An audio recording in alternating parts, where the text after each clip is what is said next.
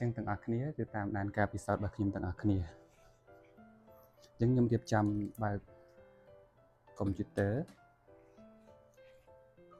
វាគឺជា Sarin ដើម្បីបើកសារធាតុគីមីបាទអញ្ចឹងខ្ញុំចាប់ផ្ដើម start program snap enter esc បន្ទាប់មក l loading រកឈ្មោះរបស់ខ្ញុំ Vanara enter បន្ទាប់មកខ្ញុំរកសារធាតុគីមីរបស់ខ្ញុំសារធាតុគីមីទីអូខេ F2 បន្ទាប់មកយើងធ្វើ equilibration គឺយើងអក្សរ ESK again បន្ទាប់មកអក្សរ S ទុករយៈពេលចំនួន5នាទីយើងចាប់ផ្ដើមបូមវាគឺសារធាតុគីមី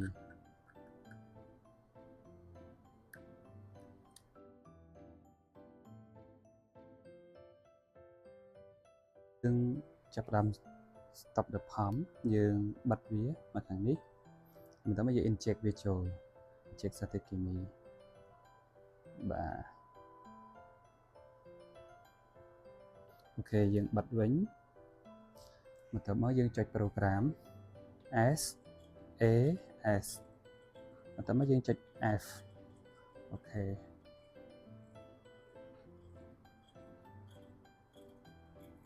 យើងចាំមើលទាំងអស់គ្នា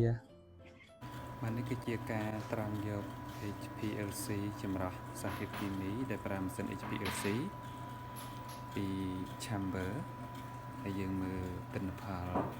លទ្ធផល detection វាគឺ peak low មែនទែនឡើងស្អាត